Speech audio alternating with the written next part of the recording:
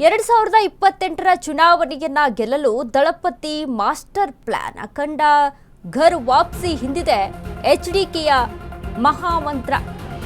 2028ರ ಚುನಾವಣೆ ಗೆಲ್ಲಲು ದಳಪತಿ master plan ಅನ್ನ ಮಾಡ್ಕೊಂಡಿದ್ದಾರೆ. ಅಖಂಡ ಘರ್ ವಾಪಸಿ ಹಿಂದಿದೆ ಎಚ್ಡಿಕೆ ಮಹಾಮಂತ್ರ.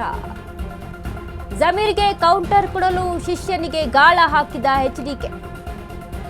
2028ರ ವಿಧಾನಸಭೆಯಲ್ಲಿ ಅತಿ ಹೆಚ್ಚು ಸ್ಥಾನ ಗೆಲ್ಲಲು ಪ್ಲಾನ್ ಅನ್ನು ರೂಪಿಸಿಕೊಂಡಿದ್ದಾರೆ.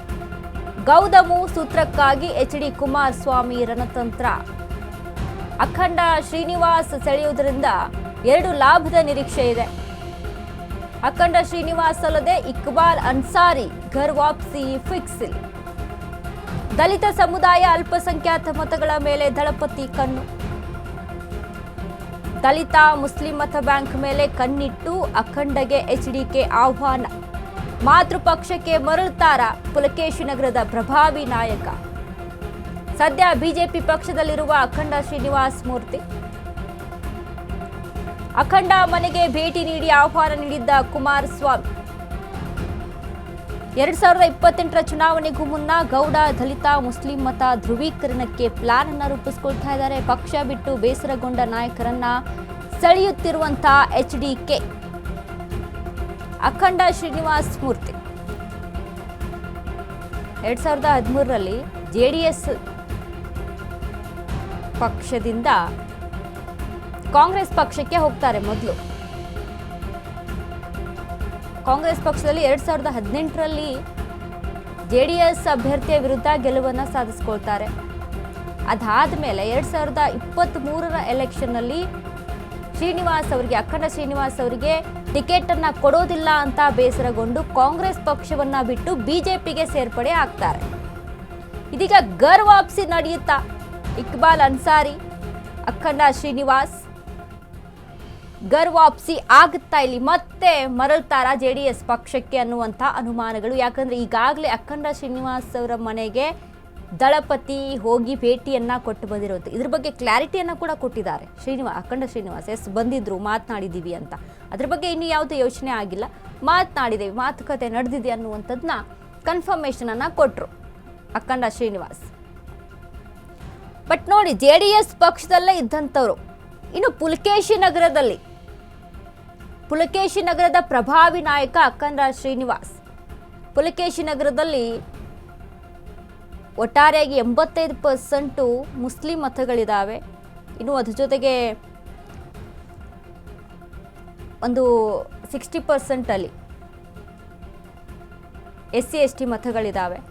ಸೊ ಹಾಗಾಗಿ ಮುಸ್ಲಿಂ ಮತಗಳನ್ನು ಸೆಳೆಯೋದಕ್ಕೆ ಪ್ಲಾನ್ ಮಾಡ್ಕೊಳ್ತಾ ಇರುವಂಥದ್ದು ಎಚ್ಡಿ ಕುಮಾರಸ್ವಾಮಿ. 2028ರ ಎಲೆಕ್ಷನ್ ಅನ್ನ ಮುನ್ನೆಲೆಗೆ ಇಟ್ಕೊಂಡು ಸಾಕಷ್ಟು ಪ್ಲಾನ್ ಅನ್ನ ರೂಪಿಸ್ಕೊಳ್ತಾ ಇದ್ದಾರೆ.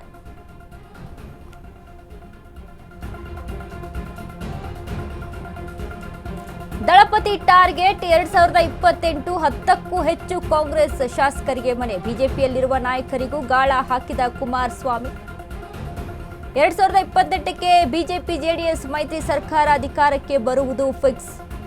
2028ರ ಚುನಾವಣೆಯಲ್ಲಿ 100 ಸೀಟ್ ಮೇಲೆ ಕಣ್ಣಿಟ್ಟಿರುವಂತಹ ಕುಮಾರನ ಮೈತ್ರಿಯಲ್ಲಿ 100 ಸೀಟ್ ಕೇಳಬೇಕಾದ್ರೆ ಅರ್ಹ ಅಭ್ಯರ್ಥಿಗಳು ಮುಖ್ಯ. ಬರೋಬ್ಬರಿ 100 ಸೀಟ್ ಕೇಳಿದ್ರೆ ಮೋದಿ ಶಾ ಸರ್ವೆ ಮಾಡಿಸ್ತಾರೆ. ಹೀಗಾಗಿ ಸರ್ವೆಯಲ್ಲಿ 100 ಕ್ಷೇತ್ರ ಗೆಲ್ಲುವ ಅರ್ಹತೆ ಬಂದರಷ್ಟೇ ಹಂಚಿಕೆ ಆಗುತ್ತೆ. ಹೀಗಾಗಿ 100 ಸೀಟ್ ಪಡೆದ್ರೆ 75ರಿಂದ 80 ಸ್ಥಾನ ಗೆಲ್ಲಲು ದಳಪತಿ ಪ್ಲಾನ್.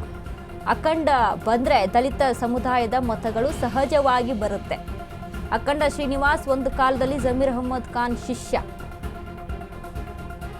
ಜಮೀರ್ ಪಟ್ಟು ಕುಮಾರಸ್ವಾಮಿಗಿಂತ ಅಖಂಡ ಶ್ರೀನಿವಾಸ್ಗೆ ಗೊತ್ತು. ಹೀಗಾಗಿ ಅಖಂಡ ಇಕ್ಬಾಲ್ ಅನ್ಸಾರಿ ಸೆಳೆದ್ರೆ ಜೆಡಿಎಸ್ಗೆ ಹೆಚ್ಚಿನ ಲಾಭ ನಿರೀಕ್ಷೆಯನ್ನ ಮಾಡ್ತಾ ಇದ್ದಾರೆ. ಅಖಂಡ ಅನ್ಸಾರಿ ಅಲ್ಲದೆ 9ಕ್ಕೂ ಹೆಚ್ಚು ಕಾಂಗ್ರೆಸ್ ಶಾಸಕರು ಜೆಡಿಎಸ್ ಸೇರಬಹುದು ಅಂತ ಇದೆ. ಇದಕ್ಕೆ ಪೂರಕ ಎಂಬಂತೆ ಗುಬ್ಬಿ ಶಾಸಕ SR Srinivas soft corn. Kumaraswamy ಬಗ್ಗೆ ಸಾಫ್ಟ್ ಕಾರ್ನ್ ಆಗಿರುವಂತ SR ಶ್ರೀನಿವಾಸ್. ಹೀಗಾಗಿ 2028ರ ಚುನಾವಣೆ ಟಾರ್ಗೆಟ್ ಮಾಡಿ ದಳಪತಿ ಮೇಗಾ ಪ್ಲಾನ್ ಅನ್ನ ರೂಪಿಸ್ಕೊಳ್ತಾ ಇದ್ದಾರೆ. ಒಬ್ಬೊಬ್ಬರನ್ನೇ ಪಕ್ಷಕ್ಕೆ ಸೆಳೀತಾ ಇರುವಂತಹ ಕೇಂದ್ರ ಸಚಿವ ಕುಮಾರಸ್ವಾಮಿ. 2028ರ ಎಲೆಕ್ಷನ್ ಅನ್ನ ಮುನ್ನೆಲೆಗೆ ಇಟ್ಕೊಂಡು JDS ದಳಪತಿಗಳು ಸಾಕಷ್ಟು ಪ್ಲಾನ್ ಅನ್ನ ರೂಪಿಸ್ಕೊಳ್ತಾ ಇದ್ದಾರೆ.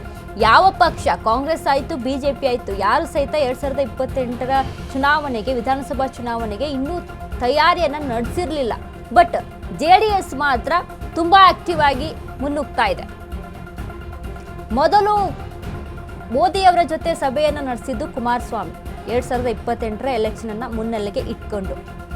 ಏನಿಲ್ಲ ಅಂತಂದ್ರೂ ನೀವು ನಮಗೆ ಸಾಥ್ ಕೊಟ್ಟರೆ ನಾನು 80 ಸೀಟ್ ಆದರೂ ನಾವು JDS ಕಡೆಯಿಂದ ಗೆದ್ದೇ ಗೆಲ್ತೀವಿ ಅನ್ನುವಂಥ ಒಂದು ವಿಶ್ವಾಸವನ್ನು ಕೊಟ್ಟಿದ್ದಾರೆ ಪ್ರಧಾನಿಯವರಿಗೆ.